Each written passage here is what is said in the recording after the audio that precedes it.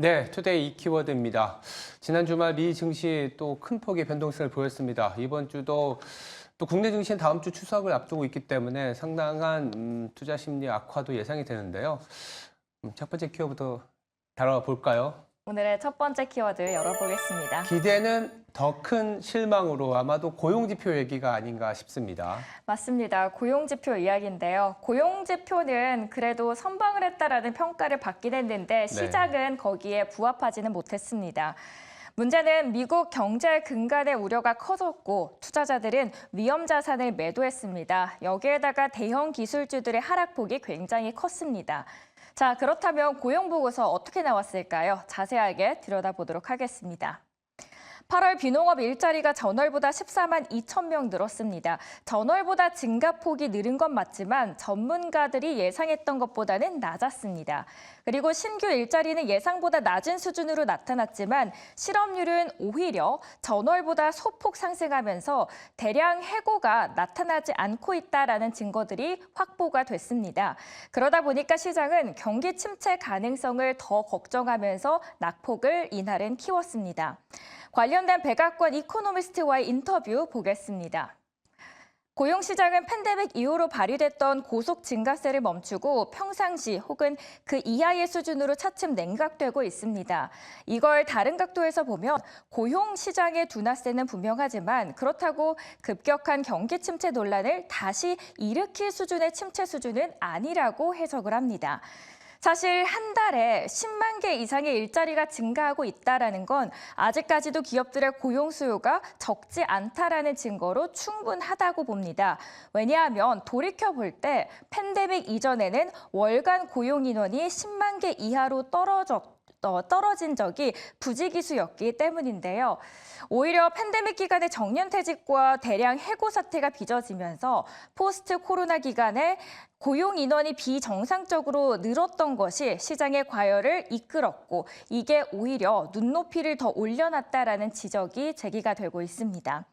이런 맥락에서 보면은 실업률이 7월 4.3%까지 올랐다가 다시 8월에 4.2%로 떨어진 거는 아직까지 대기업들이 대량 해고에 나설 정도로 경기 부진이 찾아오지 않았다라는 증거가 될 수도 있겠다라고 보는 거겠죠. 그리고 고용주들이 대량 해고를 하지 않은 증거는 최근 실업보험 청구 건수가 지속적으로 감소하고 있다라는 데에서도 찾을 수 있었습니다. 8월 초 경기 침체 논란이 불거지고 있을 때 일부 비관론자들은 8월의 실업률은 7월 추세대로 4%대 중반으로 올라갈 수 있다라는 우려감이 있었는데요. 하지만 소폭임에도 불구하고 8월에 이루어진 추세 전환은 오히려 7월의 실업률이 허리케인이나 이런 계절적인 특성으로 인해서 일시적인 해고 때문이었다라는 게 분명해졌습니다. 문제는 이 서비스업보다 현 조 바이든 행정부가 심혈을 기울였던 제조업입니다. 제조업은 2022년 말 이후로 쭉 정체가 되어 있는데 8월에도 약 2만 개 넘는 일자리가 감소했습니다. 바이든 정부가 천문학적인 보조금을 집행하고 배터리 반도체 공장들은 아직까지도 가동되지 않은 공장들이 굉장히 많은 상태입니다. 여기에 대해서 ISM 제조업위원회 위원장은 이렇게 이야기했습니다. 임박한 선거로 인해서 기업들이 중요한 결정을 미루고 있습니다. 백악관이나 의회 주인이 만약에 바뀌게 되면은 큰 정책 변화가 발생하고 있기 때문이죠. 제조 기업들의 주문서는 이제 거의 바닥이 났고요. 새 주문이 들어오지 않으면 회사들은 생산 계획을 축소할 것이라고 믿습니다. 자, 그렇다면 이번 고용보고서에 대한 월가의 반응은 어땠는지도 한번 정리를 해보도록 하겠습니다. 우선 블룸버그는 실망스러운 고용지표로 경제가 냉각되고 있다라는 건 되살아나고 있다라고 생각했고요. CNBC는 미국 경제의 건전성에 대한 우려가 커지면서 투자자들의 위험 자산 처분 평가를 했습니다. 모건 스탠리도 고용보고서가 그동안 시장에서는 얼버전, 그러니까 과장해서 침체를 이야기했는데 이번 발표로 인해서 경기가 조금은 안전을 찾아가고 있다라는 걸 보여줬고 그래서 25bp를 유지한다라고 이야기합니다. 이번 고용 보고서가 미국 시장에 어떤 영향을 줬고 그리고 월가에서는 어떻게 평가를 했는지에 대해서 첫 번째 키워드를 통해서 알아봤습니다. 네, 잘 정리해 주셨는데요.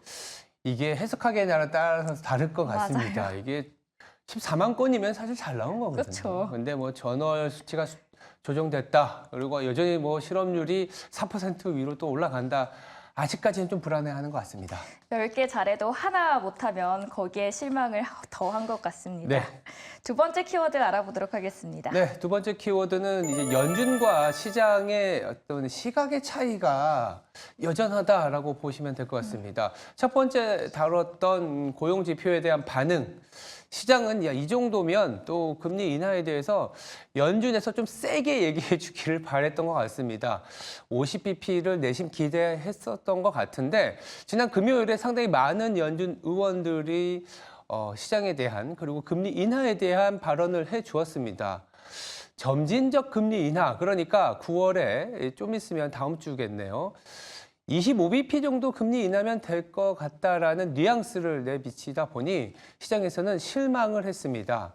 고용지표가 지금은 뭐 14만 건으로 좋아 보이지만 6월과 7월의 고용지표 상당히 수정 하향됐기 때문입니다. 그렇기 때문에 이런 수준이게 되면 긴축이 굉장히 과다한 수준이다라는 시장의 목소리를 연준이 좀 안 들어주는 거 아니냐 이러면서 사실 이 고용지표가 나왔을 때보다 연준 의원들의 발언에 따라서 조금은 변동성이 커졌다라고 보시면 될 것 같고요. 실업률이 여전히 좀 뭐랄까요? 우리가 봤을 때 4.2% 연준의 스탠스에서는 낮다라고 평가를 하고 있습니다. 그 말은 뭐냐면 점진적 금리 인하, 시장에서는 B컷 50bp의 금리 인하를 예상하지만 우리는 한 25bp 정도면 되지 않겠냐라고 제시를 했다라고 보시면 될 것 같고요. 이런 어떤 그 연준 의원들의 발언으로 인해서 금리의 변동성이 장중에 상당히 심했습니다. 그리고 아시겠지만 공포지수로 하는 빅스가 지난 주말에도 좀 급등을 했는데요. 한 22포인트 선에서 머무르고 있습니다. 그런데요, 이게 한 40포인트까지 올라갈 수 있다라는 전망이 나오고 있는 상황이고 40포인트까지 올라갔을 때 조금은 이제 매수 구간으로 역발상으로 생각해야 되지 않겠냐라는 뷰들도 많습니다. 그리고 CNN에서 집계하는 그 탐욕 공포 지수도 지금 보시면 한 39인데 아직까지는 공포 국면이긴 하지만 극단적인 공포까지는 가지 않았다. 이번 주가 조금 변동성에 노출될 수 있다라는 시각들이 상당히 많이 부각되고 있습니다. 네, 연준의 발언들이 나오면서 50bp 기대는 오히려 더 꺼졌고 25bp에 대한 기대가 더 커지는 상황이 네. 왔습니다. 자, 그렇다면 세 번째 키워드, 시장은 어떻게 반응을 할까요? 주도 업종들이 좀 폭락이라는 단어를 전 잘 안 쓰는데 지난 주말에는 조금 나왔습니다. 아시겠지만 엔비디아, 테슬라, M7에 포함된 기업들 지금 맵을 보시면 아시겠지만 대부분 빨간색입니다. 미국에선 빨간색이 안 좋은 거죠. 빨간색이 급락을 보였는데 엔비디아의 옆에 보시면 그 AVGO로 나와 있을 텐데 이게 브로드컴입니다. 브로드컴이 상당한 급락세를 보였습니다. 뭐 실적 자체는 나쁘지 않았고 가이던스도 뭐 소폭이나마 하회를 했습니다. 그런데 문제는 뭐냐면 이 브로드컴이 어떤 실적 발표 내에서 이 CEO의 발언이 이 빅테크의 변동성을 오히려 유발시켜 버렸습니다. 어떤 부분이냐면 이 하이퍼스케일러, 그러니까 MS라든지 우리가 흔히 얘기하는 빅테크들 있지 않습니까? 이 자체 이 반도체를 제작할 수 있다라는 얘기가 나오면서 이게 엔비디아의 매출 감소로 이어질 수 있다라는 생각으로 전환이 됐습니다. 그러면서 엔비디아가 하락하고 필라델피아 반도체가 급락하는 그런 연결고리가 됐었는데요. 잘 생각해 보면 수요가 둔화된다는 게 아니라 공급처가 더 생길 수 있다는 거거든요. 근데 엔비디아 입장에서는 사실은 좀 이 매출의 그로스가 둔화될 수 있기 때문에 뭔가 이 시장 자체에 대한 판단보다는 이 주도 업종, 특히 이제 주도 기업의 변동성, 패시브 자금이라든지 여러 가지 이제 물려 있는 자금들이 한꺼번에 무너지면서 금요일에 폭락세를 좀 유발시켰다고 보시면 될 것 같고요. 더불어서 또 옆에 또 테슬라가 또 같이 하락을 했습니다. 테슬라는 아시겠지만 이제 자율주행과 관련된 모멘텀이 부각이 되면서 상승했었던 종목인데 골드만삭스에서 나온 보고서를 보면 2030년까지 이 레벨 3 자율주행의 점유가 한 30% 정도 될 것 같다라는 그런 예상을 했습니다. 글로벌 신차 판매 중에서도요.